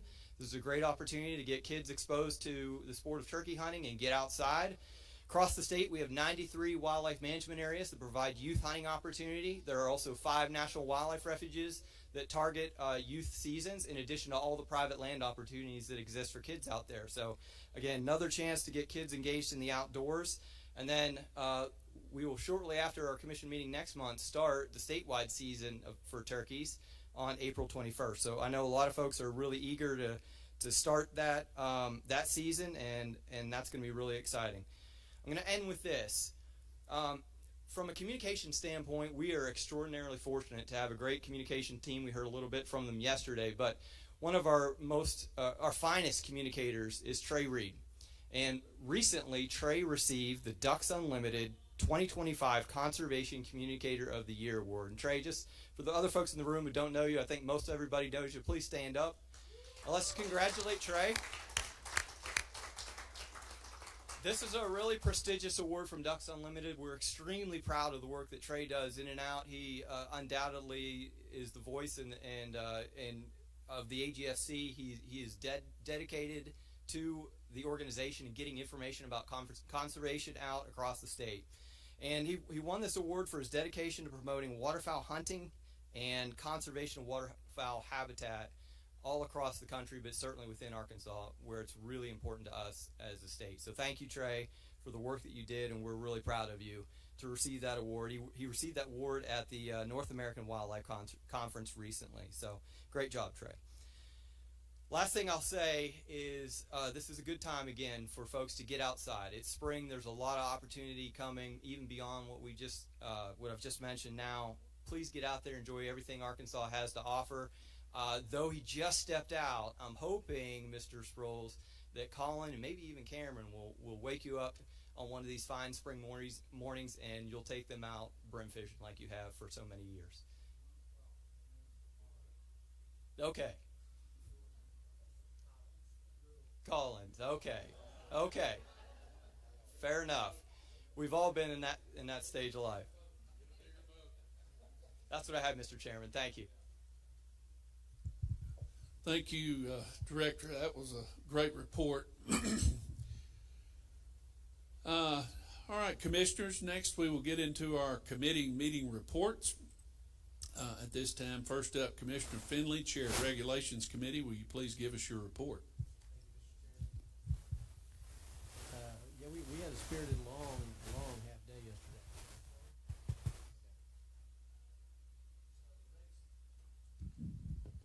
Oh, that sounds better. The Regulation Committee met yesterday.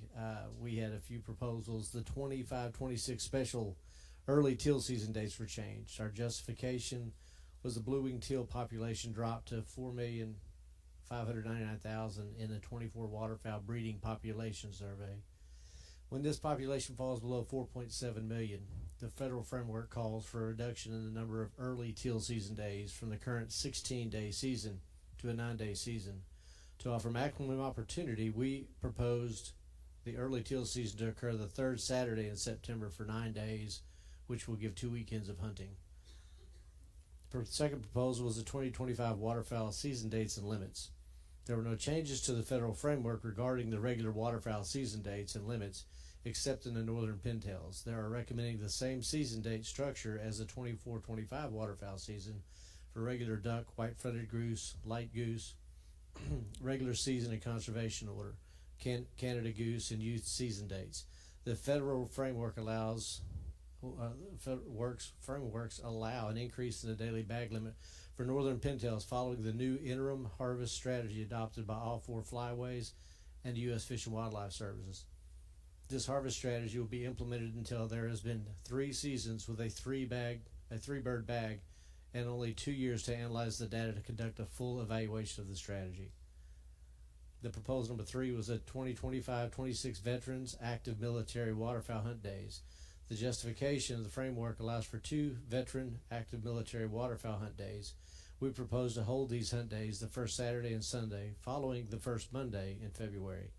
Aligning these days with the youth season will reduce hunting exposure for the special hunt opportunities to waterfowl populations while offering more opportunity for veteran and active duty military. We had no new business, no old business, and we were adjourned. Okay, thank you, Commissioner Finley. Next up, Commissioner Tappan, Chair of Property Management. Will you please give us your report? Yes, sir, Mr. Chairman. Yesterday, our property management had several items. The discussion items were Tyler Savage gave a presentation on work completed on private lands and the programs used to secure funding to benefit the habitat on these private lands.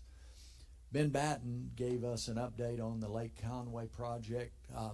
And Ben, I was pleased to hear after 19 months, we still believe we are on schedule and will meet completion in spite of the water that many of those in the public comment about.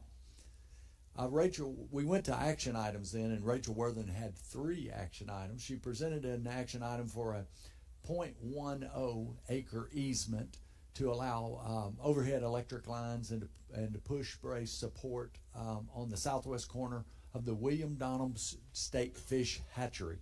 This item received a unanimous do pass. She also presented an action item for an easement, an underground water line on the southeast corner at the same fish hatchery, the William Donham State Fish Hatchery. That item received a unanimous do pass. Rachel finally presented an action item for the permanent right-of-way easement for up to 2 water lines to the owners of 2 parcels of private property adjacent to the Commission's Lake Elmdale in Washington County. That item received a unanimous do pass. There was no new business, no old business, and we were adjourned. All right. Thank you, Commissioner Tappan. Next up, Vice Chair Doremus, Chair of Budget. You have the floor. Thank you, Chairman Neely. The Budget Committee met yesterday, and we had one discussion item. Our CFO, Emily Shoemate, delivered the agency's financial status report. We had no action items, no new business, no old business, and we were adjourned. All right, good report. Next, Commissioner Caldwell, Vice Chair of our Education ITGIS Communications. Please give us your report. Thank you, Mr. Chairman. Yesterday, the Education Committee met.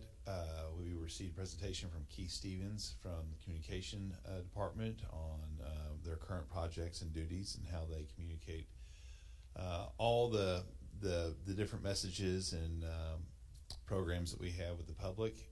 We then received an update from Kyle Curry on the licensing details, including the resident and non-resident duck stamp and trout stamp sales, deer harvest, and call center performance, pay it, user logins, and future summer plans. There was no action items taken, no new business, no old business, and we were adjourned. All right, thank you, Commissioner Caldwell. Next, Commissioner Jones, Chair of Personnel and Governance. Will you please give us your report? Thank you, Mr. Chairman. Personnel Governance Committee met. We had one discussion item. John Marks presented the agency's legal report. We had no action items, no new business, no old business. We did have executive session. Executive session was held for approximately one hour and 15 minutes. No action was taken. The executive session ended at 4:40, and we were adjourned. All right, thank you, Commissioner Jones. And finally, I, Chairman Neely, Chair of Intergovernmental Relations Committee, will give a report.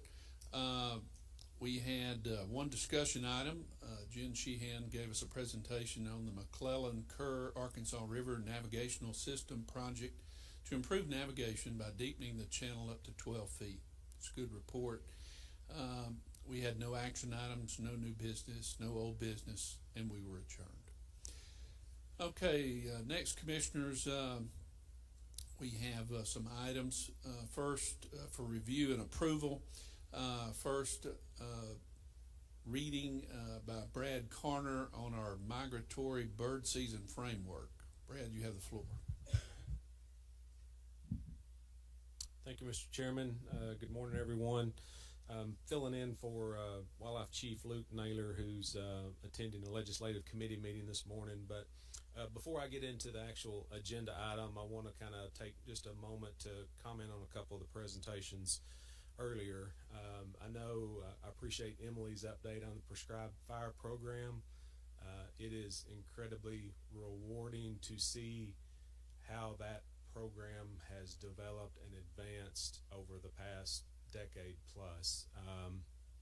For the early part of my career, as Emily pointed out, we had a minimal amount of fire being applied on the landscape, very haphazardly, without really a true plan or direction.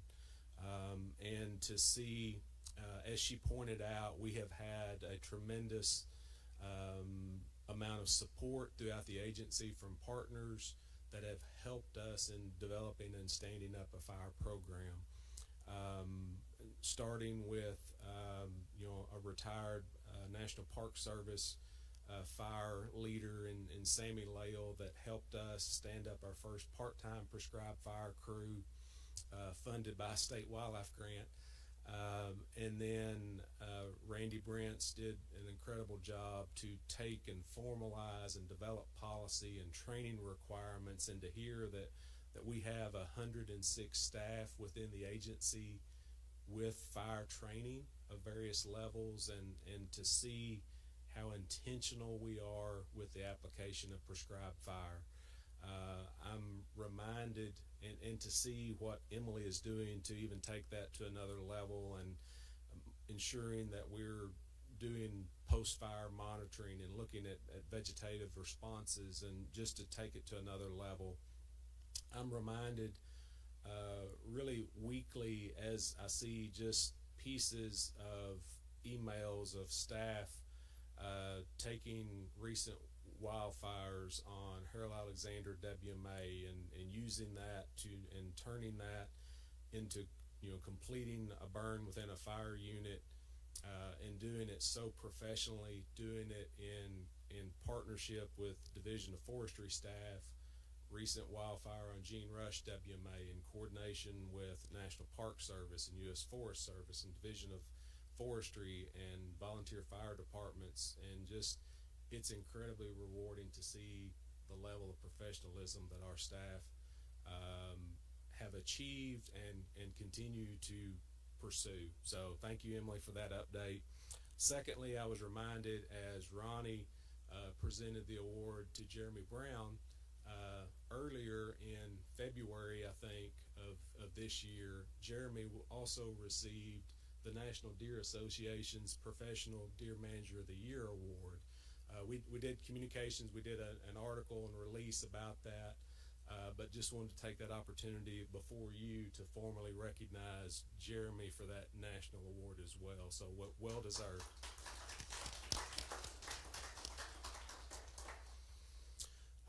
So to the agenda item, this is a first reading of three proposals, three changes in migratory bird regulations. Just for the audience, all migratory bird regulations must fall within federal frameworks as developed and outlined by the U.S. Fish and Wildlife Service, and so that's everything from crow seasons to mourning doves to waterfowl, both ducks and geese. So recently there have been some changes to the frameworks, as Commissioner Finley pointed out in his committee report. So these three specific proposals that I'm bringing forward today as a first reading, I will come back before you, or Luke will, at the April meeting for final adoption. All states are to submit their season selections to the U.S. Fish and Wildlife Service by May the 1st. So that's the necessity for bringing this before you now. States can, they must work within the federal frameworks. We can be more restrictive than the federal frameworks, but we cannot be more liberal than the allowed frameworks.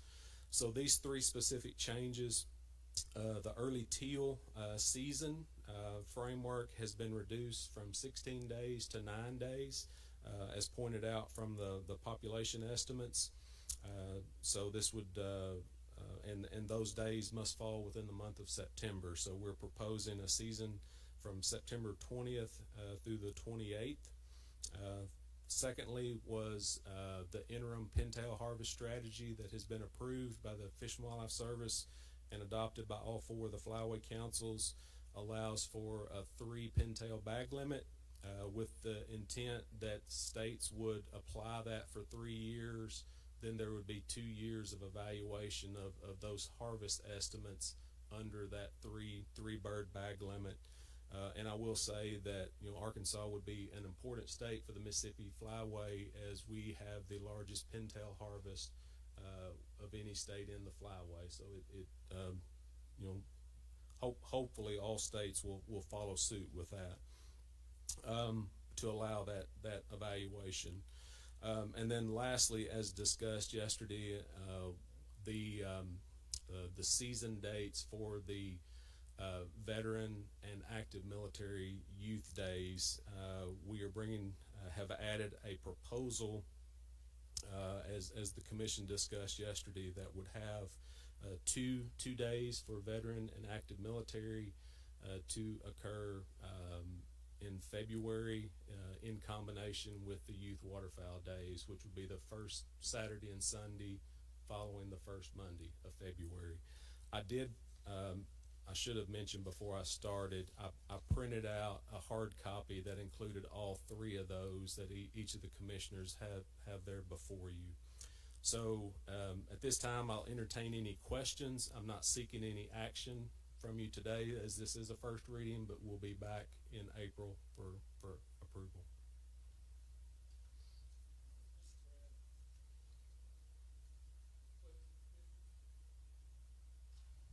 Thank you. Thank you. All right. Next, Rachel Worthen will give us the Donham Fish Hatchery Energy. Thank you, Chairman. Good morning, Commissioners, Directorate, and AGFC staff and guests. I have a minute order presentation for you today.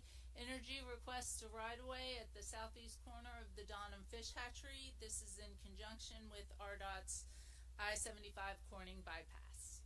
And I will take any questions, and I hope for a good vote. All right. This item requires the approval of Property Management Committee. Commissioner Tappan, was this approved by Property Management? Yes, sir, Mr. Chairman. It passed unanimously. Okay, I have a motion to approve the request. No second is necessary. All in favor say aye. Aye. Any opposed? This motion is approved. Thank you, Rachel. And just continue on while you're there. Item 5C. My second minute order is from Clay County Regional Water Drainage District for a water line at the southwest corner of the Donham Fish Hatchery that is also in relation to the I-57 Corning bypass. Okay. Thank you, Ms. Worthen. This item requires approval from Property Management Committee. Commissioner Tappan, was this approved by Property Management? Yes, sir, Mr. Chairman. This item also passed unanimously. Okay, thank you. I have a motion to approve the request. No second is necessary. All in favor say aye. Aye. Any opposed? This motion is approved. Thank you, ma'am. My last minute order is a request by Springdale City Water for a right-of-way easement to Daniel and Heather Douglas, who own private property along our Lake Elmdale lake. I'll take any questions and hope for a good vote. All right.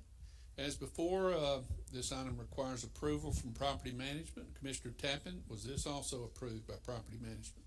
Yes, this item was approved. All right. Thank you, sir. I have a motion to approve the request. No second is necessary. All in favor say aye. Aye. This motion is approved as well. Thank you, ma'am. Thank you. And lastly, we have a miscellaneous regulation. Brad Carter, you have the floor. Thank you again, Mr. Chairman. This particular item, last month I presented to you as a first reading. We have 4 miscellaneous regulation items for your consideration this morning, and I'll quickly go through each of those individually.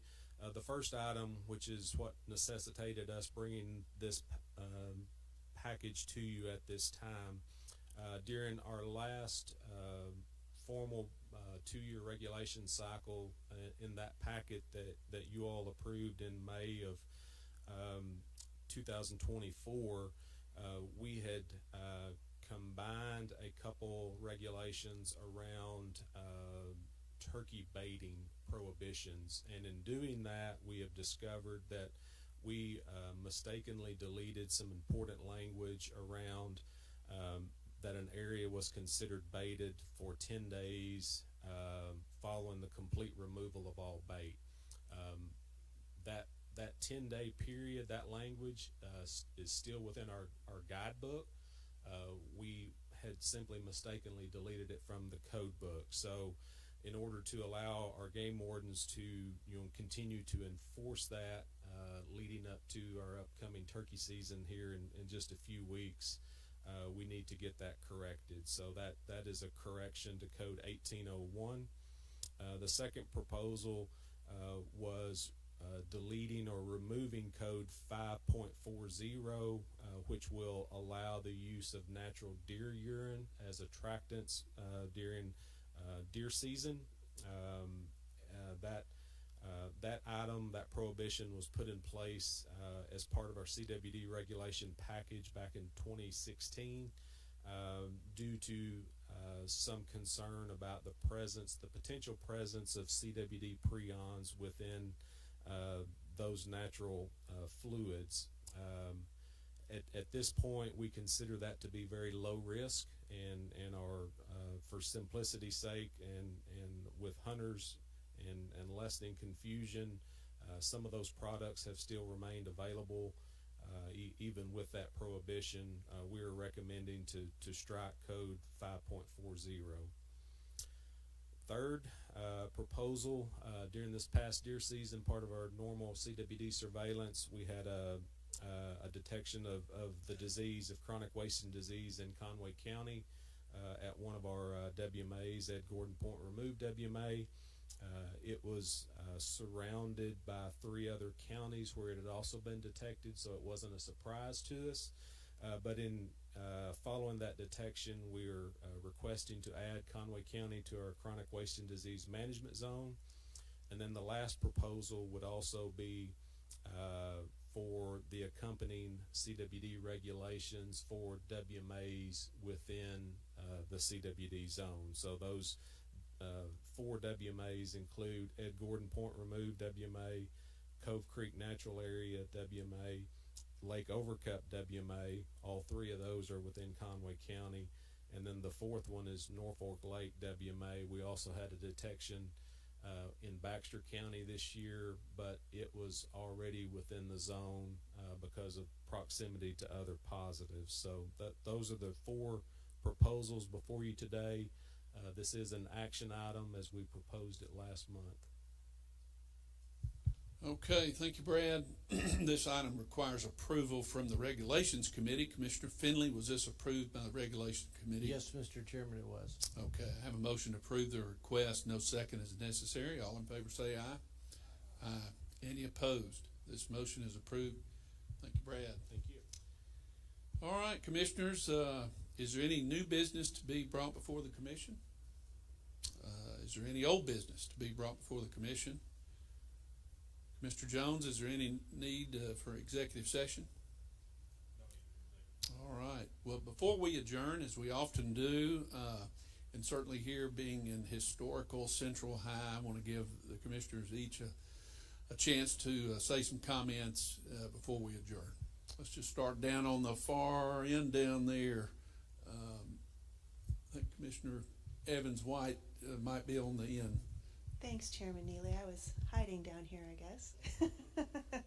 I just want to thank Central High School principal and librarians and the students that came out. It was lovely. I look so forward to seeing the products of that collaboration between AGFC and the schools. And this was a really lovely time, so thank you.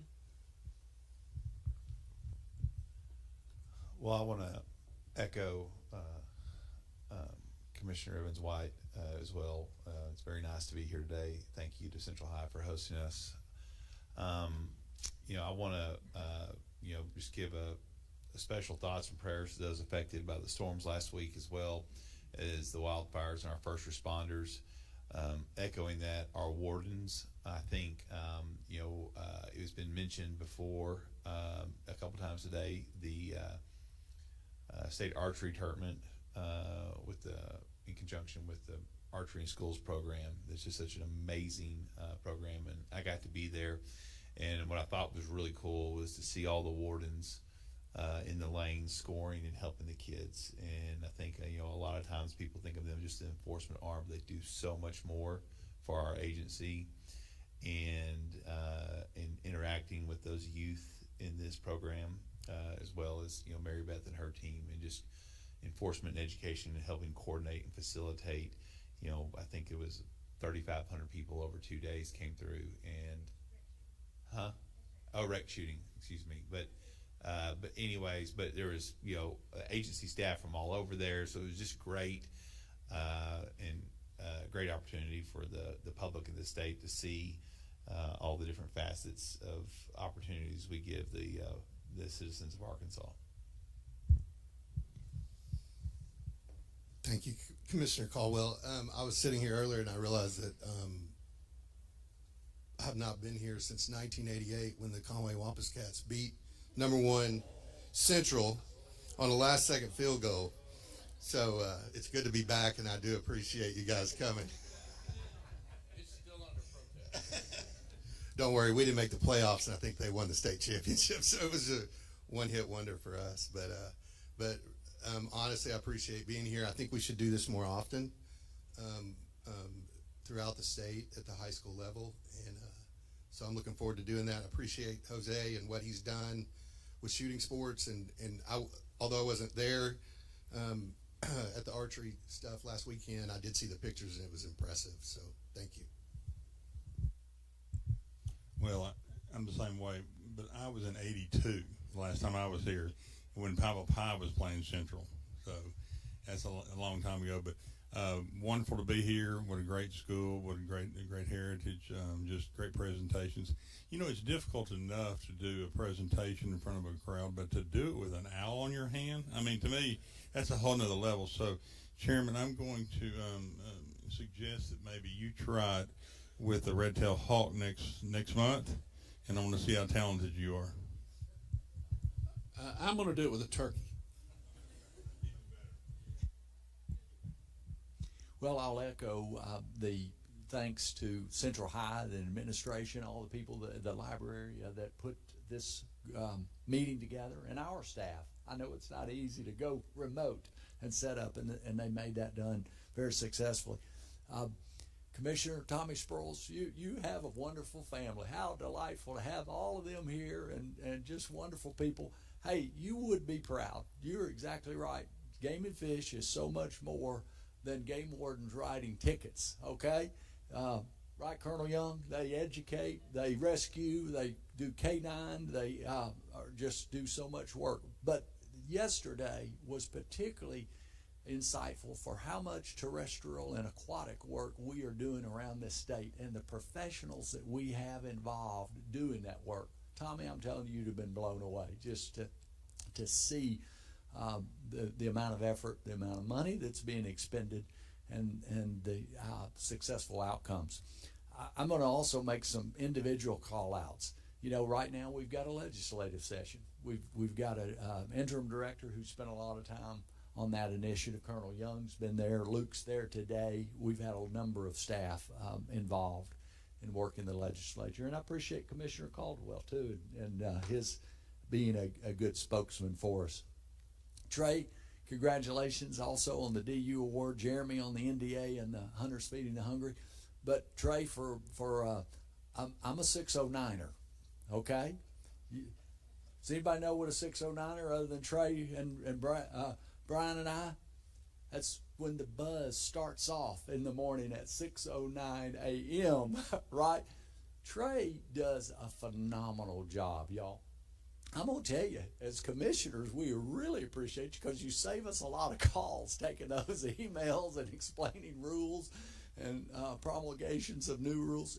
Seriously, you do a great job, and the whole communications team, and we got to see that yesterday, and I was appreciative of that.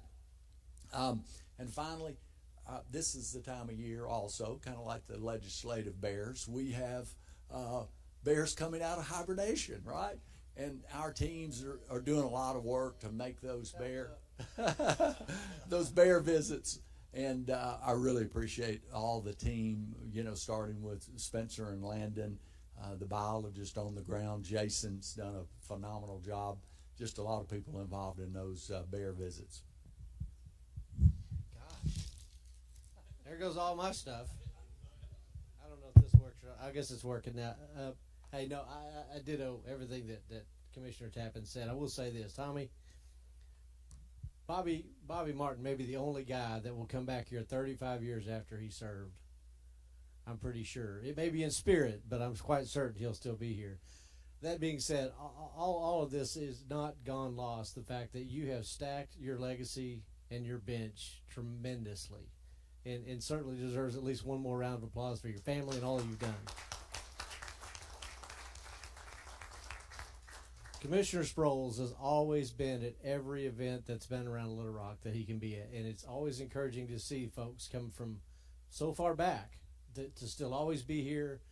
You bleed this agency, and we appreciate that greatly. But again, thanks to Central. But again, the Sproles family means a lot to the agency, and just the legacy you leave behind is more than just in the agency. Your bench is stacked, and your legacy goes far beyond all of us. But thank you for that. I second what Rob said. Tommy, you've been a wonderful friend to me since I joined the commission, and thank you for planting the idea to do this meeting at Central High School. I mean, it's been wonderful, and it was great to meet your grandchildren and the rest of your family. It was great to attend also the Archery in the Schools tournament last Saturday.